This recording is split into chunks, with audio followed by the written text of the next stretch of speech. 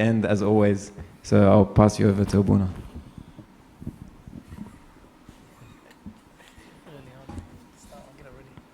Oh, yeah.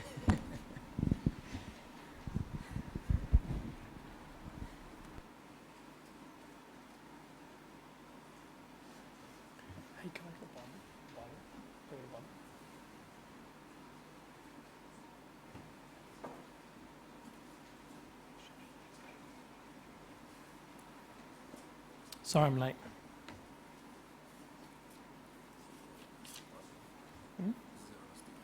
Yeah, thanks. That's all you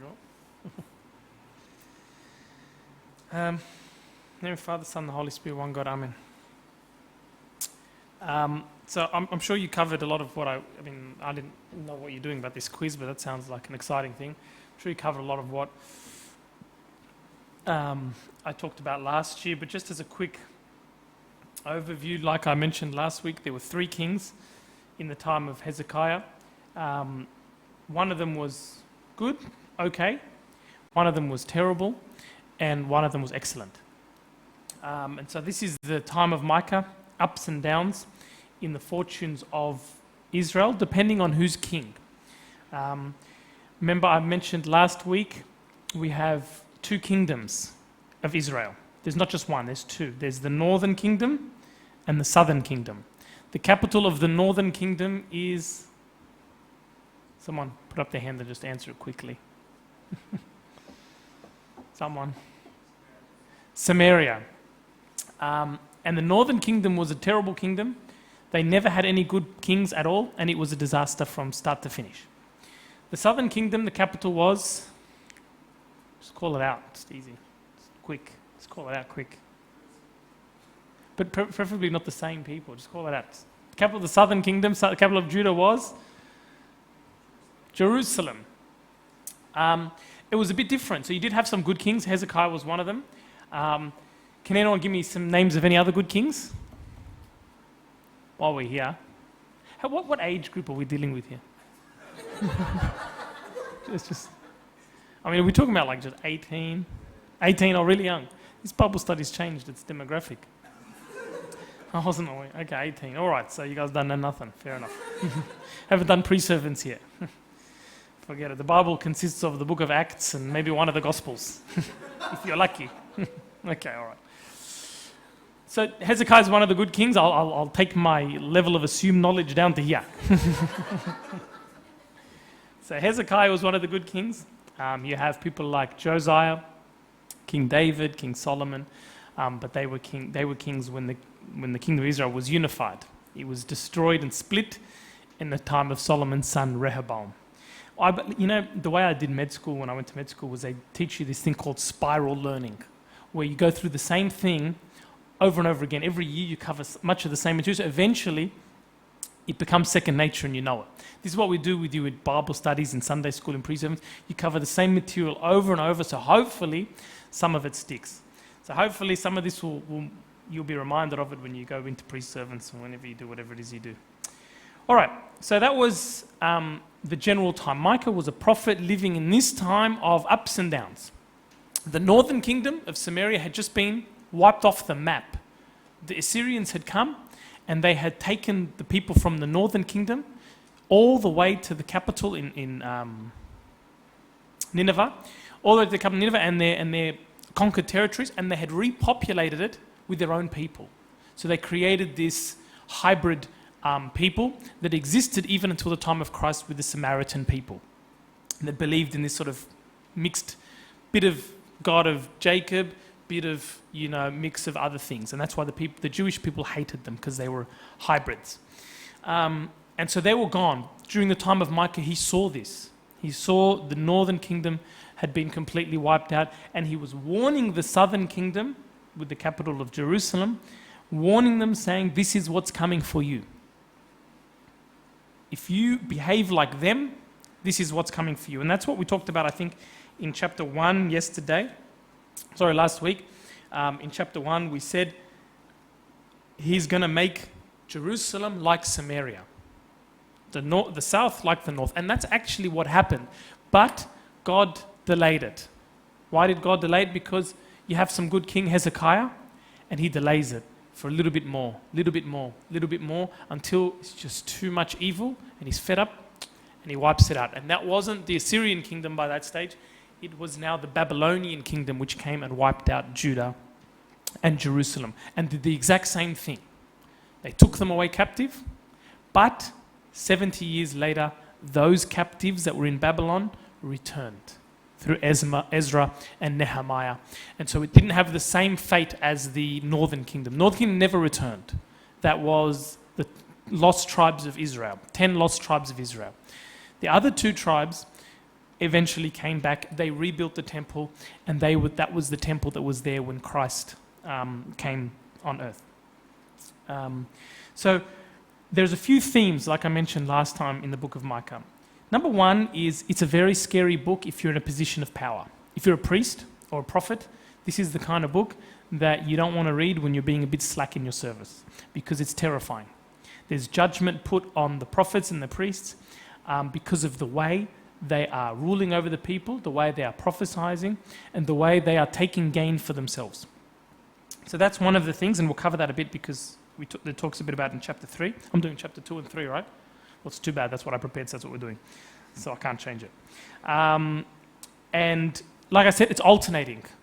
Sometimes good, sometimes bad. There's restoration, then there's judgment. So that's a symbol of our life.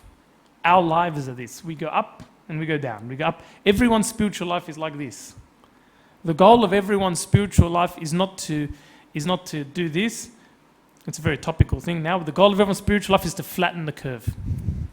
This is coronavirus speak. It's to flatten the curve. It's so that you're generally more stable. When you fall, you don't fall for too long. Whoop, we go back up. And we keep going, and whenever we dip, we don't dip for too long. But this is a symbol of our whole life, this book, and really the whole of the Old Testament. So let's start with chapter 2. Does everyone have it open? Reaching into their phones. Does everyone read the Bible on their phone? Like if you're reading, if you do read by yourself at home, does everyone read? Put your hand up if you read on your phone. This is nothing to do with the thing, I'm just curious. Put your hand up if you read from a book. So most people still reading from a book. Yeah, good. Not all is lost. So let's start with chapter 2. So I'm not going to read it all, but I'll just go through and highlight certain things. And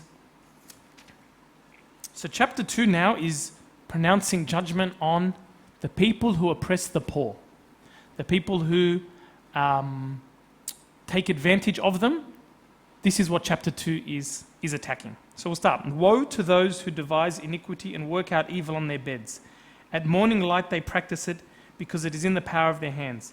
They covet fields and take them by violence, also houses and seize them. So they oppress a man and his house, a man and his inheritance. So this is what was happening. Some people say that because of the fact that Samaria in the north had just been sacked by Assyria, what they were doing was they were militarizing the villages of Judah. So you militarize them, so you make bulwarks so that people can't get all the way into Jerusalem because they've got to go through all these military outposts. So you're protecting Jerusalem by militarizing all the areas around that way. But to do that, they would go and they would take widows' houses and take people's houses and repurpose them for military means. So there's some people think that that's why Micah was talking about this. But when you say the word there, they oppress a man, can also be interpreted as calumniated. That means they denounced. They say lies about people to take their inheritance. If you go back, the same word is used for what they did with Naboth. Who's heard of Naboth's vineyard? Anyone's heard of Naboth's vineyard? Put your hand up if anyone's heard of it. No one's heard of it. That's cool. Oh, we got some people there vaguely familiar. There was an evil king in the north whose name was Ahab. And this king had everything. And so he looks out from his palace one day and he sees a vineyard right next to his. And he says, you know what? That vineyard would go perfectly with my house. So he goes to Naboth, who owns the vineyard, says, listen, I want to buy it from you. Naboth says to him, I can't give it to you. He says, why not? I'll pay you for it. He says, look, I can't, it's my inheritance from my fathers. If I give it to you, I lose the inheritance of my fathers. I can't give it to you. So Naboth goes into his house crying. He's sad. He won't eat. He's upset. His wife, Jezebel, who I'm sure some of you have heard of, comes to him and says, what are you so upset for? He says, because Naboth won't give me his vineyard like a little baby. He's like a petulant child. He says, because he won't give me his vineyard. So then his wife says, don't worry, this is what I'm going to do for you.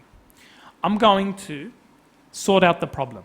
So she goes and she gets 2 people in the village and she says, listen, next time Naboth is at a party, I want you to stand up and say, because you need 2 witnesses, not 1. I want you to say, Naboth has cursed and blasphemed God, and take him out and stone him. So that's what they did. As soon as he was at the party, she paid these 2 guys, they stood up and they said, Naboth has blasphemed God. And they took him out and they killed him. So then Jezebel comes to Ahab and says, listen, no more problem, go up, take the field, for Naboth is dead. And that's how he got the vineyard. He went and he took possession of the vineyard, probably feeling pretty good about himself because he had nothing to do with it. And that was a big judgment on the house of Ahab, and it was cursed because of what he did and what Jezebel did. And it's the same terminology, it's calumniated. You are making accusations about someone that are not true. You are saying things about other people that are not true to get benefit for yourself. We think, well, when have I ever done this? Many people live their whole lives doing this exact thing. Somebody comes to you and talks about another person in your group of friends. And I join in the conversation. And I say, man, how annoying what this person did. And you go, yeah, and you add fuel to the fire. Why do I add fuel to the fire? It's very simple human biology. It's because by exposing or attacking another person, I am making my bond with this person stronger. How many people have ever sat together and had a good 2-hour session gossiping about someone, and it brings you closer? Why? When you have a common enemy, you become closer. It's like when you see in Egypt, when they're trying to bring down the president, Muslim and Christians, hand in hand, we love each other. But that's because we've got a common enemy. So it brings us closer. It's the same thing. We put other people down to bring ourselves closer or to make ourselves feel better about ourselves. They're on the outs, I'm not. They're excluded, I'm not. And so I add fuel to the fire for selfish means, to get my own benefit. So every time you talk badly about someone behind their back, every time you bond with somebody else, or you make it a thing in your group that somebody's on the outs, you're doing this exact same thing. You're condemning someone for your own benefit. Sometimes we just do it for pleasure, just because gossiping is fun. Talking about people is fun. It is a very easy trap to fall into, to talk about people, and it is one of the most important things in your life never to do. If someone comes to you to talk or gossip about someone, the first thing you should do is either change the topic of conversation or say something positive about that person. But if you join in, you're doing exactly what Jezebel did to this poor Naboth with his vineyard. They don't know any better. They're sitting there, maybe they're a little bit annoying. Maybe they've got personality issues. Maybe they've got personal issues that are there. But you are taking advantage of their vulnerability and their weakness by talking about them behind their back. So I think it's a very important principle in life, never to talk about people in that way, because this is what you do when you do it. You calumniate a man and his house, a man and his inheritance. You're taking away his inheritance, their inheritance, just like King Ahab took away the inheritance of Naboth, because you are not allowing them their own say. They're not allowed to defend themselves.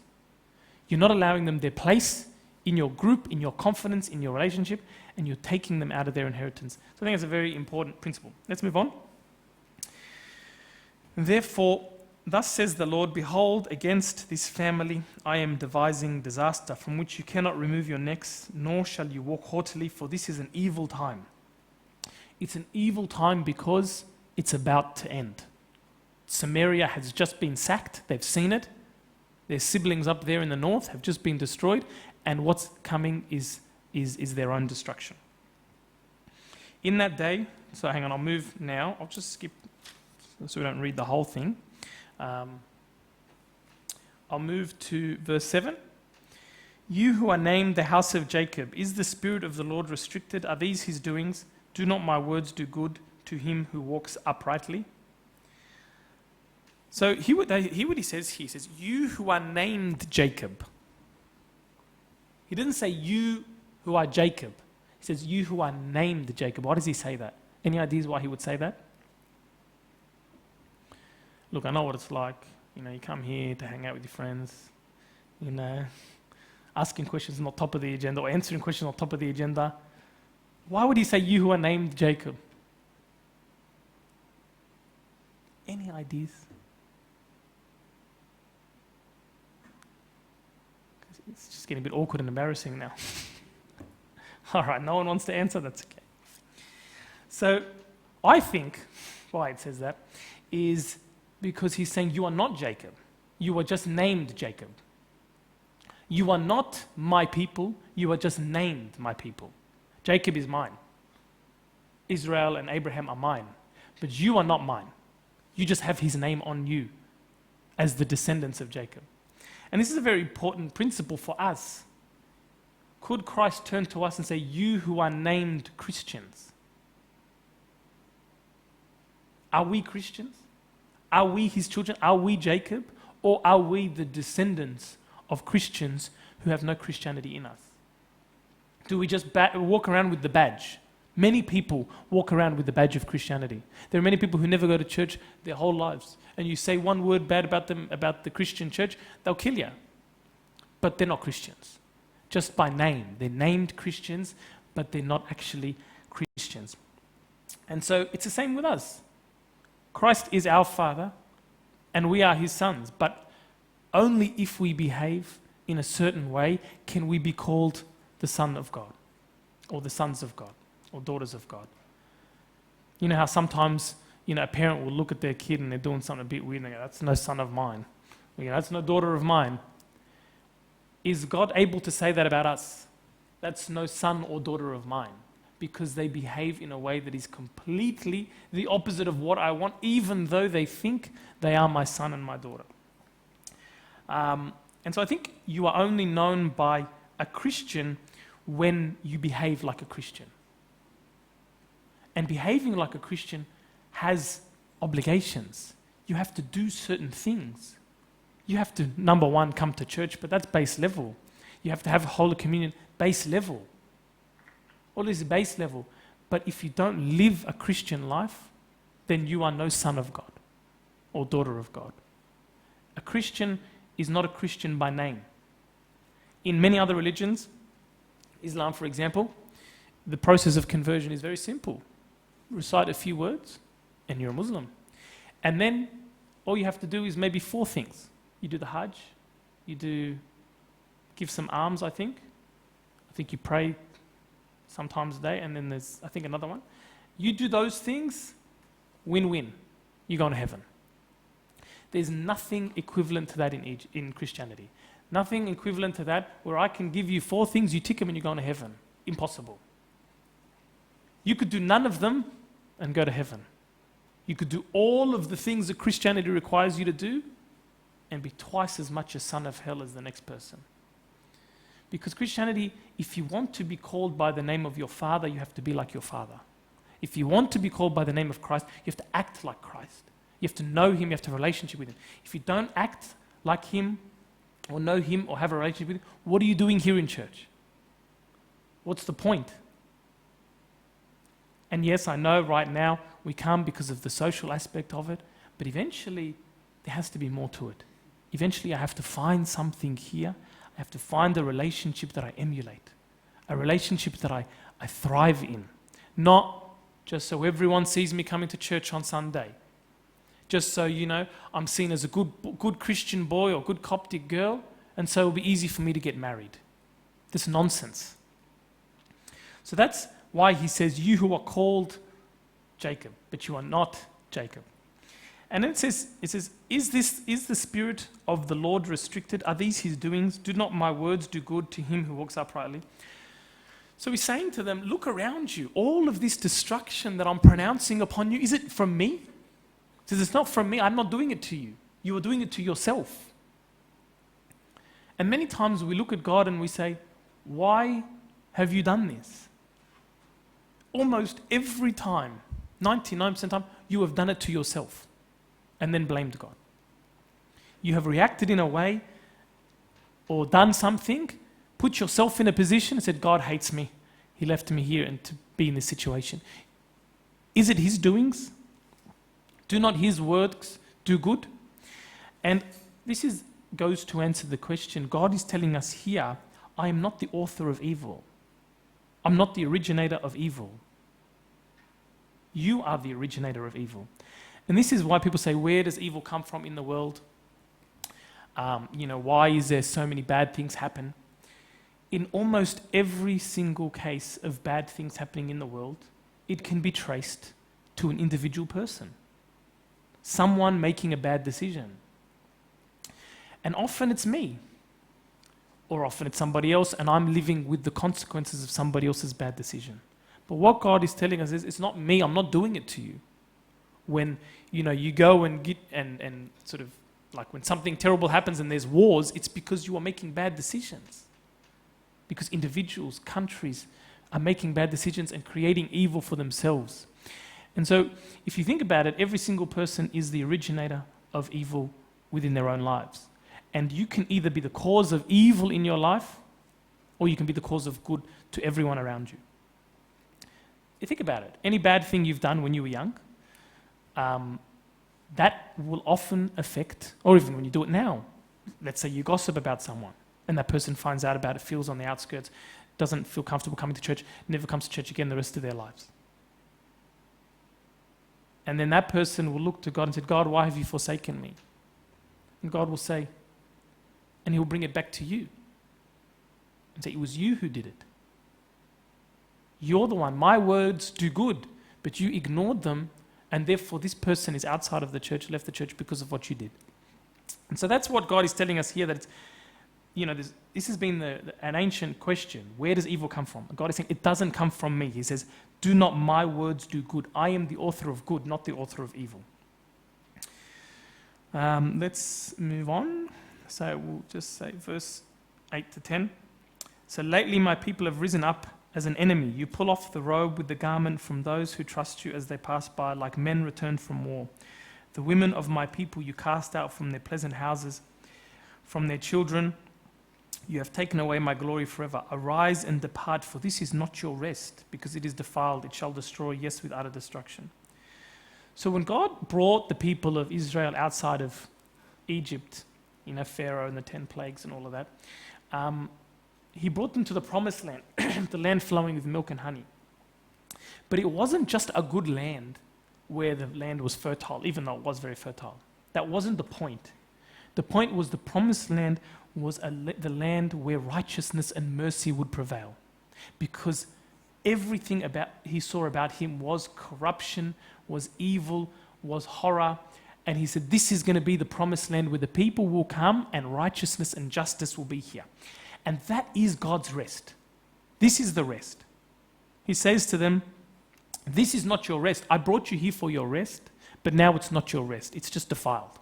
What it was meant to be was your rest. And this is a perfect Christian society.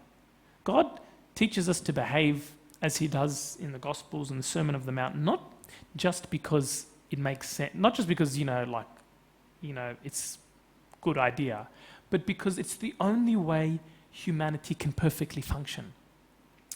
Every person living for themselves creates disorder and chaos in the universe. Has anyone ever been to Egypt? Yeah? Been to Egypt?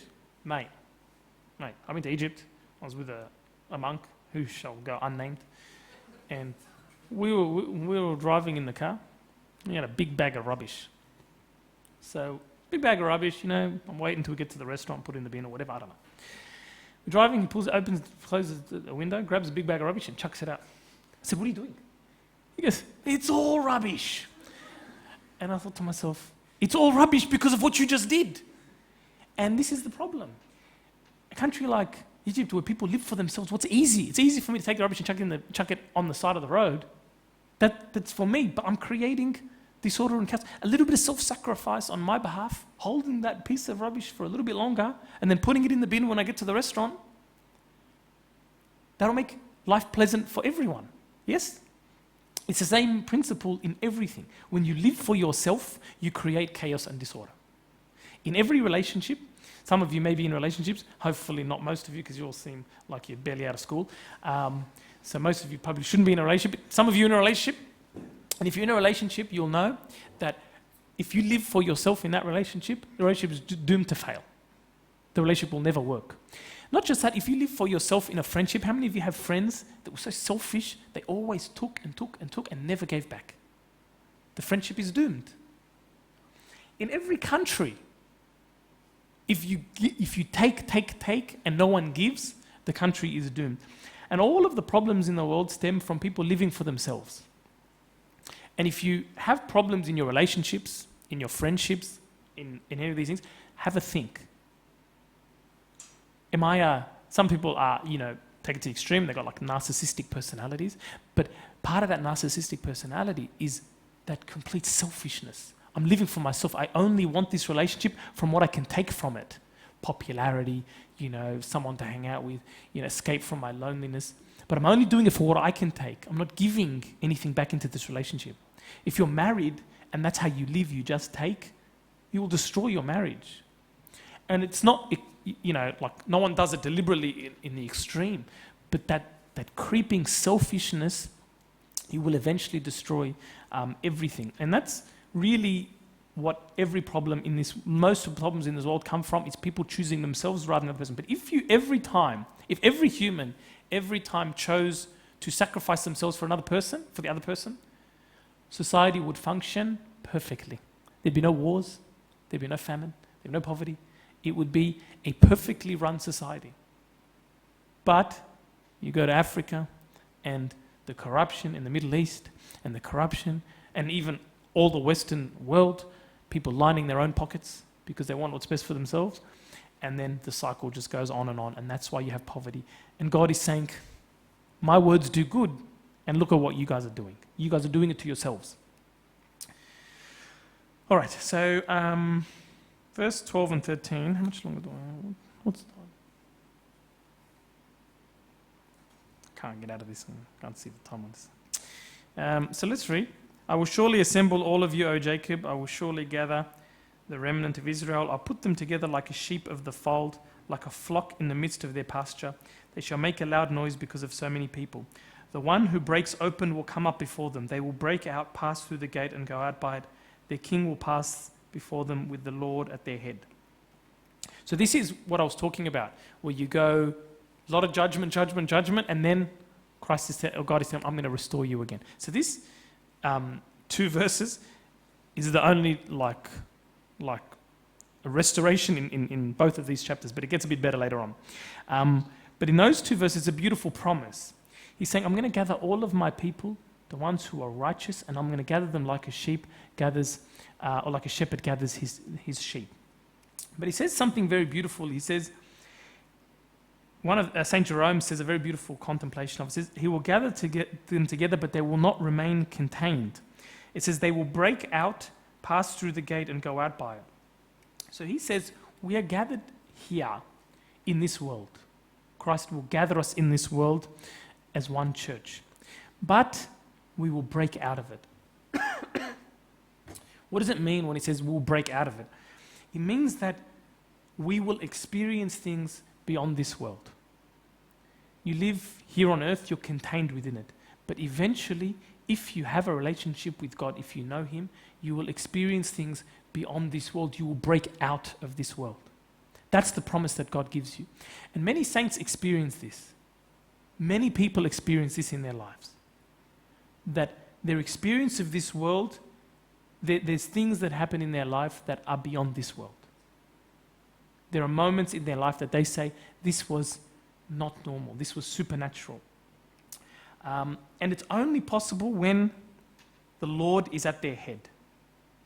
If your eyes are not fixed, if the Lord is not at your head, if He's not right in front of you, You can never elevate yourself above the problems and the difficulties of this world. You will always be immersed in it.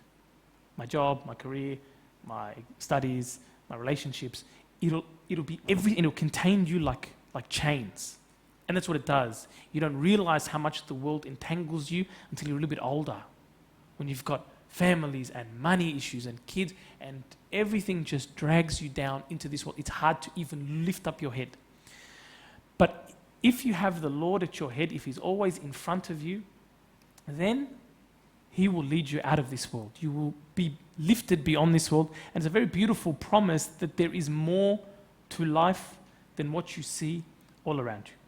There's more to life. There's a bigger promise than what you see all around you. So we'll move on to chapter 3. I'll try and move a little bit quicker.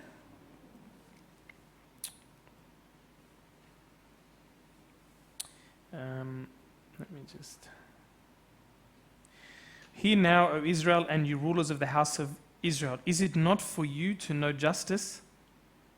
So he's talking to the rulers. He says, you are the ones that are meant to know justice. And he looks at us as Christians and says, is it not for you to know better? And he will ask you as a Christian, because you know better.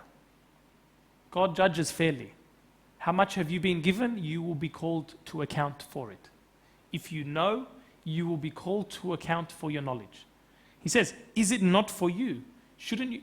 Imagine standing before God. You've been raised as a Christian, you've been given everything, and you've rejected it. Or you've treated it like it's rubbish. Won't He turn to us and say, is it not for you to know better? As a Christian, you knew. Many people don't know. Many people's experience of Christianity is probably terrible. Many people live in environments where they never see Christianity. He won't ask them that question. He might ask them other questions we don't know, but He won't ask them that question. But to you, He will ask this question. Is it not for you to know justice? And so it's a very scary thing we have to think about. Verse 2 and 3, you who hate good and love evil, who strip the skin from my people and eat the flesh from their bones, who also eat the flesh of my people, flay their skin from them, break their bones and chop them in pieces, like meat for the pot, like flesh for the cauldron. And so this is like what I mentioned, some of you were here last week, so like what I mentioned last week, where by stripping people's flesh, you take what is theirs. You eat them and you consume them for your own benefit, like I mentioned, I think, at the beginning. And this is like what I said. You cannot use your position of power that God has given you and abuse others. And so what you have to do in this situation is use whatever is in your means to benefit others. So if you are a popular person, use your popularity to benefit others. Don't use it in a bad way, because you'll be called to account for it. If you are, so a very simple way to do that is if you're popular and your opinion counts in a group, use your opinion for good. Welcome the unpopular person. Invite people that are not, on the ins in the group, for example. Use your popularity for good. Don't use it for evil. Don't use it to create your own little super cool group at the expense of everyone else. If you are a funny person, you have a good sense of humor, use it to make other people feel like they're funny. If you laugh a lot, laugh at their jokes, make them feel good about themselves, like they're a person worthy of interest. Don't use your sense of humor to cut people down, to destroy them, to upset them because it's funny and everyone laughs, but the person who's the butt of the joke is not laughing. Or they'll laugh, but when they go home, they're not laughing. And it eats away at them. And often we do it without realizing. We think, oh, they're funny, it's just funny. Often they're not laughing. If you've been given a gift to make other people laugh, don't use it at the expense of others. Use it to build other people up, make them feel like they're interesting. And all of these things, anything you have in your power that is a gift, your intelligence, whatever it is, use it to benefit others. Don't use it to put other people down. Yeah? And then it says, then they will cry to the Lord, but He will not hear them. He will even hide His face from them at that time because they have been evil in their deeds. And this is a promise from God, both for good and bad. If you have a soft heart with others, then God will have a soft heart with you. If you have a hard heart with others, God will have a hard heart with you. So if you see somebody who is lonely or isolated or a bit strange and difficult to get along with, and you ignore them, someone's been unpopular and you ignore them, or someone who needs help and you ignore them, when you need help from God, He will ignore you. Because why should He help you when you don't even help the person next to you? You say, God, why have you put me in this situation? Why do you never help me? Where were you when all those people around you needed help? So that's the promise in the negative. The promise also works in the positive. If you have that soft heart, if you go and you run to the people that need help, run to the people who are less fortunate than yourself, and you have that softness, like some people just have that. And sometimes it's like a rough exterior. It's like you make a point of it, like you're, whatever, man, I don't care about that stuff, I'm too cool. That's actually the worst attitude to have. God is like, sees that heart, and His heart is turned to stone in the face of that heart back to you. But if you have that soft heart, that person who just looks and they feel for people, and if it doesn't come naturally to you, work on it. Do it despite yourself, and it will become more natural. Then whenever you have a problem in your life, God will never ignore you. His heart will be soft towards you. That's a promise. Because He says here, these people who behave like that, they're calling out to me, but I'm ignoring them. I will never speak to a person who behaves that way. And the same thing works for us today. And then it says, thus says the Lord concerning the prophets, who make my people. Actually, I'll go to verse 6. Therefore you shall have a night without vision, and you shall have darkness without divination. The sun shall go down on the prophets, and the day shall be dark for them. This is the people who live according to this style of life. The night will be dark. When you want to have visions, I'm going to give you blackness. When you want to see God, you will be completely blind. The sun will not shine for that person. And these are the people who live in that way. People who live in the light of God, who behave in a right way, they see things that no one else sees. They see miracles in places where other people just go, it's coincidence. But they see miracles. When they see nature, they see God in nature, whereas we just look and say, oh, it's a nice tree. But they see God. When the person who is blind looks at another person, they see a competitor, someone to be pitied, someone who is probably nothing to them. But when a person who has his eyes open sees another person, he sees Christ. He sees Jesus in that person. Mother Teresa, I probably mentioned it to some of you before, I read a book, Mount Teresa, quite beautiful, where she says that the priest handles the body and blood of our Lord Jesus Christ on the altar, and that's the blessing for the priest. She says, but not for us. I handle the body and blood of our Lord Jesus Christ on the streets of India. When I pick up someone who is got sores and smells terrible and would die in the gutter, and I bring them back and I cleanse their wounds and I give them a dignified death, then I'm handling the body and blood of our Lord Jesus Christ. That's my Eucharistic service. My Eucharistic service as priest is on the altar. Mother Teresa's Eucharistic service is there in the hospital beds. And so she sees Christ, her eyes are opened to see God everywhere. But most of us, myself included, live most of our lives in darkness. And we have to take stock of our lives and think, what am I seeing? Am I only seeing with physical eyes? Am I only seeing the physical world around me? Or am I seeing something greater? And if you're not, the time has come to really take your spiritual life more seriously. It's not a joke anymore. You're not in, Sunday school. You're now older, and the responsibility is on you to take your spiritual life to the next level. You're not going to be spoon-fed anymore. The decision is yours. You go to uni, you can do whatever you want. No one's telling you what you can and can't do. But the responsibility is on you to take your spiritual life from ticking boxes to actually experiencing God. And I'm almost finished. Very, very close. Just verse 8. But truly I am full of power by the Spirit of the Lord, and of justice and might to declare to Jacob his transgression and to Israel his sin. So who's speaking here? Micah is speaking here. So Micah is a prophet sent by God appointing him to rebuke the Israelites for their sin. And for us, when we read this, we should read it, I am full of the Spirit of God to rebuke myself for sin. Don't read this as if it's your ticket to rebuke other people for their sin. It is never anyone's place to judge another person, especially not someone who's above me. My parent, my priest, my bishop, my pope. It is never your place to rebuke and criticize someone above me. There is a criteria in criticizing others or rebuking others. There's a criteria, you have to fulfill it. If you want to be able to, call out the abuses of the church and of your priest and of all of these things, if you want to do that, there's a few criteria you have to fulfill, and then if you fulfill those criteria, you go ahead and do it. The first criteria is, I have to be perfect as Micah was perfect. Micah was perfect here. He was perfect in his service. He was perfect in his dealings with others, and perfect in his own life, or as close as possible to perfect. So if you are perfect in your service, and you don't stuff up your service ever, and you're perfect in your own personal spiritual life, and you're perfect in your fasting, and in your prayers, and in your relationship with others, that's tick. All right, that's tick. The second one is, I have to be appointed for the job.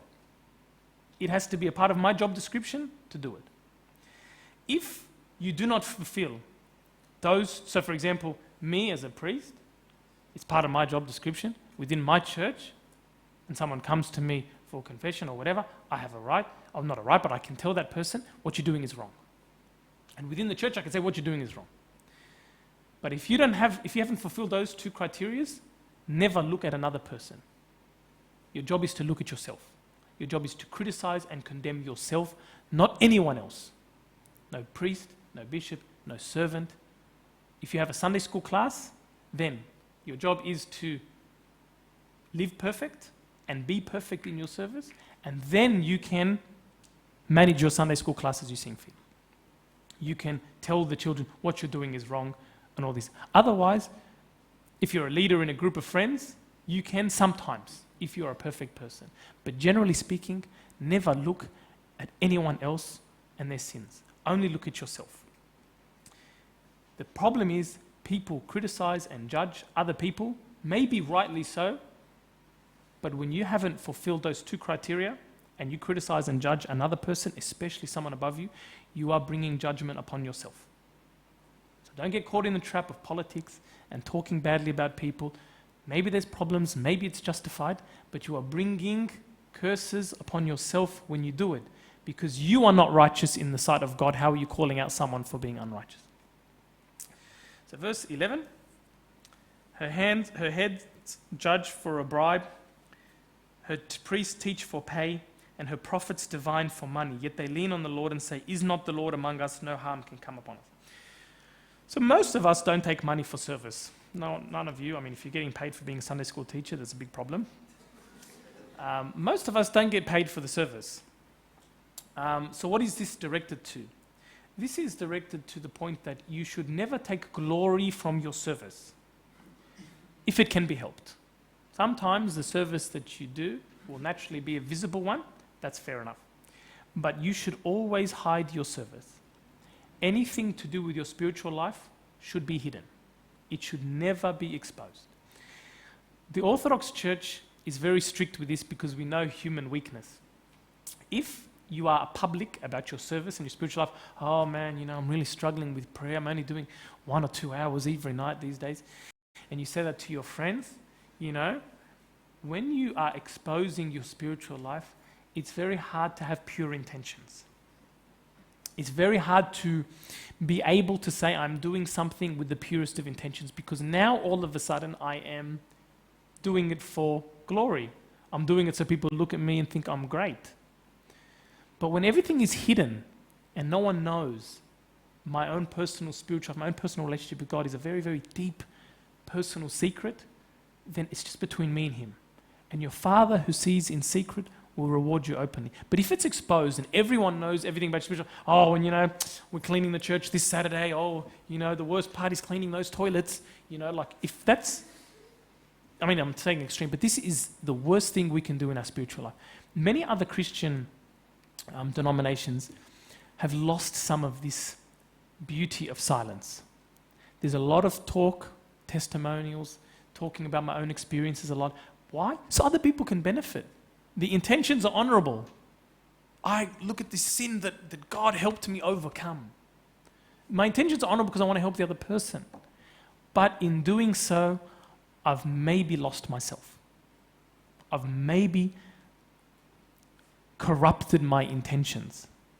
It's never a risk if you keep it all to yourself, you don't tell anyone. So if God works and does a miracle in your life, do not tell anyone. Keep it to yourself. If he ever acts in your life in a beautiful way, don't expose it. It corrupts it. Keep it hidden and keep it beautiful and keep it silent. Don't talk about your spiritual life. Don't expose your spiritual life for other people to see here. Because this is how we serve for a gain. We judge for a bribe. We teach for pay. That's how we do it. By taking glory of the service.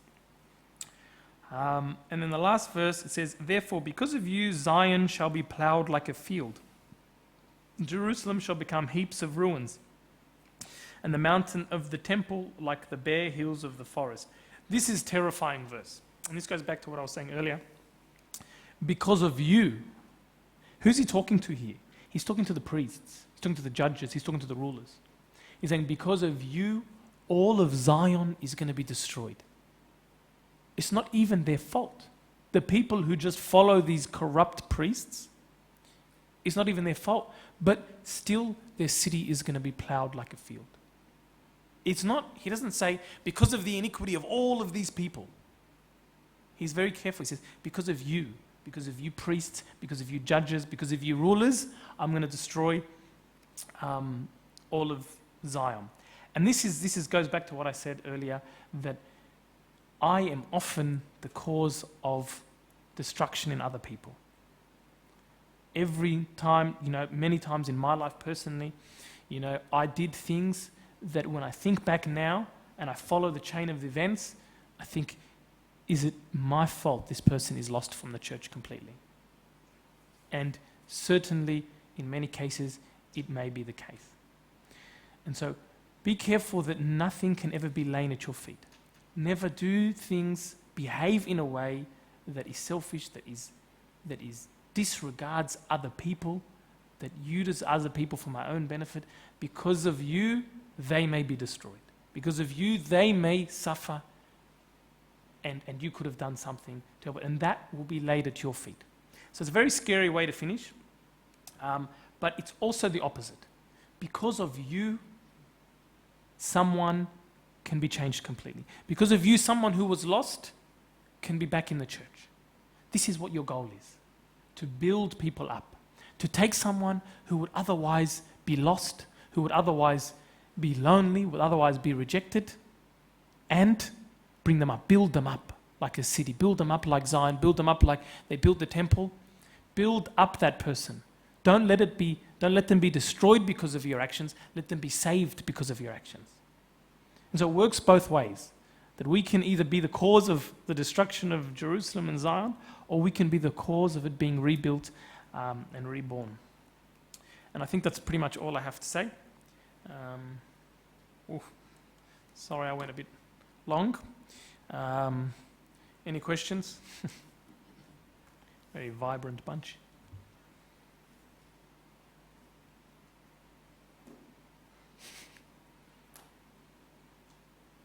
No?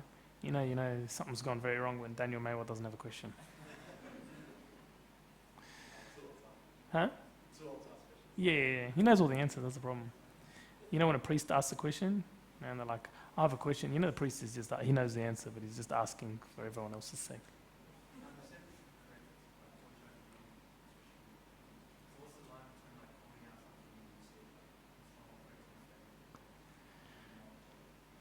So firstly, it should be done without judgment. Secondly, I should be living righteous. If I'm living in an unrighteous way, what right do I have to call out anyone else? But that's you've been appointed for that in a relationship. For example, two very good friends, I'm appointed for that, for their salvation and vice versa. But it should never be done with judgment. And should all be done in a smart way. It Shouldn't have done, man, what you're doing is wrong. Shouldn't do that. Who's going to react well to that? It's, man, let's go do this instead. You know, that's your position. You've been put in that position via your friend to behave that way. And the only way it'll have any effect anyway on your friend is if you're living a righteous life. But if you're not living a righteous life, then it's not going to have any effect anyway. And they're going to look at you and go, look at the way you're living. Why are you telling me what to do? Look at you. So that's why if you fulfill that criteria in a friendship, that's where it is. What I'm getting at is never, it shouldn't even be part of your job to look for these things. Never even look for them. It doesn't matter what anyone else is doing. I have a million sins of my own that I have to deal with before even starting on somebody else's. Once you get through your own million sins, you'll be dead, don't worry. You know? You have no time to worry about anyone else's sins.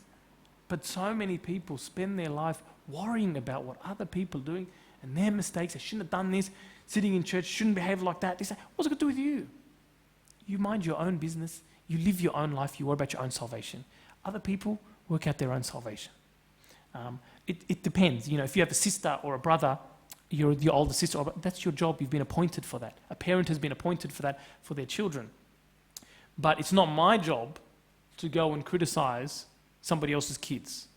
You know what I mean? So why are kids behaving like that? That's it. That's their parents' job. You know, it's not my job. I'm a parent, but of this family, not that family.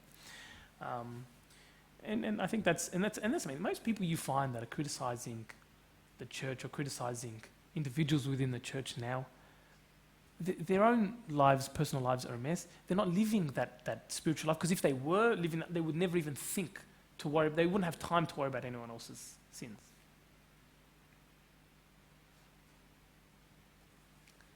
No other questions? Oh, yeah.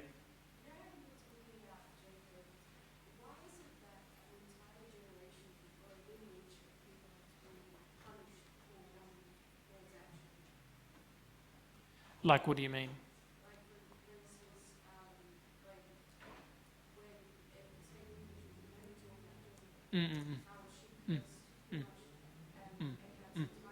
Yeah.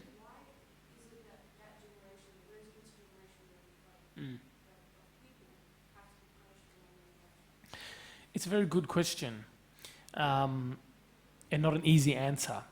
But part of it is just natural. The evil that they bred is gonna come out in their children. So God is almost it's almost foreknowledge. Those two people can only raise evil. You know, when somebody you look in every case of abuse or anything like that, you look at it, it follows like a path. The person who's a serial killer never had a normal upbringing. They had a difficult upbringing. So the evil, it's just the way of the world, the fallen world that we live in. It's not that God is saying, because you're evil, I'm going to punish your kids. God has made it very clear in the Bible, children should not be punished for the sins of their fathers. But it happens by nature of the fallen world we live in. People whose parents are alcoholics have a much higher chance of becoming alcoholics. It just happens. People who are abused as children, much higher chance of, doesn't always happen, but have a higher chance. There's trauma that can cause problems. So it happens almost naturally. What God is saying is that the evil that you do transmits. I don't think it's so much saying, well, you know, I've got all these sins against you, Jezebel and Ahab, so I'm going to have to take it out against all of your kids down to the 4th generation. I don't think that's the case. I think it's the case that their evil just propagates. It gets even worse and worse and worse. And the children see their parents acting that way and they behave worse and worse. And so that's I think, more so what is happening rather than God specifically cursing them. It's just a simply matter of the natural order of things. And that's why it's very important that we behave in a good way, because the sins that we do, the evil that we do carries on. If you're a terrible parent, it'll have manifestations in your children at some point. Is there anything like a bit contextually that can answer that question? Like, because in the Old Testament they seem pretty obsessed with like the lineage and genealogy as well. So could that kind of be like, is there something in there? I actually don't know. Is there something in there that can answer that? I'm not sure. What do you mean? So like why was this obsession with genealogies and lineage? Oh, that was just because they were the chosen people, and so everyone wanted to trace his lineage back to Abraham, and so they could prove that they were part of this, and so everyone could trace it. So they had their physical inheritance, for example, and so that's why they were very, very strict with keeping. I'm not sure if it. I don't think it relates so much to what she. I don't think it relates so much to what the question was.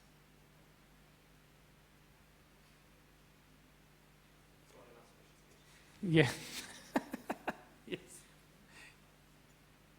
Yes. Yes.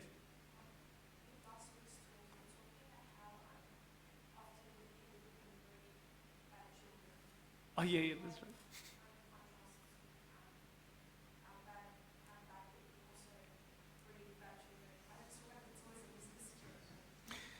No, no, no. Look. Let's be real. 99% of the time, good people breed good children.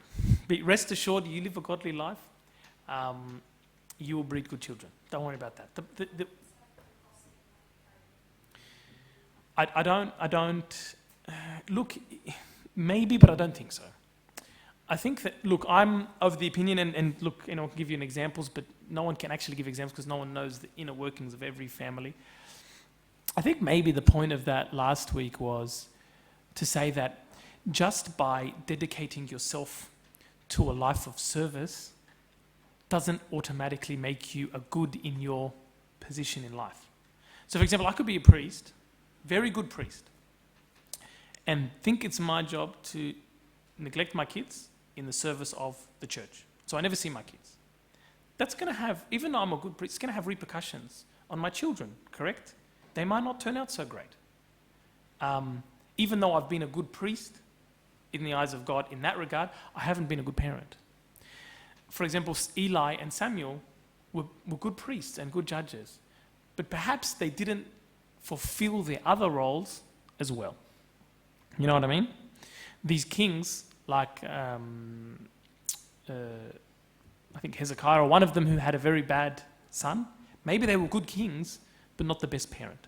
So that's why maybe the point is simply that when you have a particular role in the church, or you never forget what's most important. And this happens a lot. Some people will say, no, it's service, and forget their family, ignore their family. You know, always like, I have to attend mass 7 days a week, and her children need help. You know what I mean?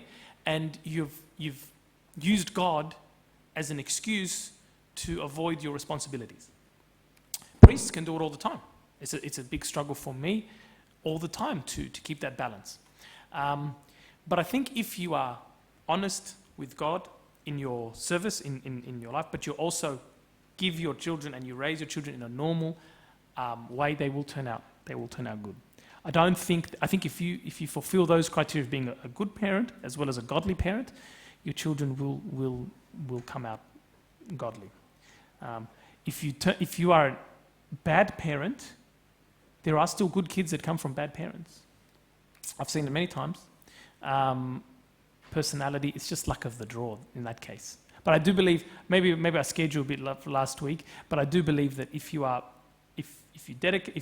honest with your children and honest with God, then they'll be all right. Don't worry. I never seen good parents that I know are fantastic. You know, I never see, really bad kids. They might have some dramas in some points in their life. That's normal, but they always come good in the end.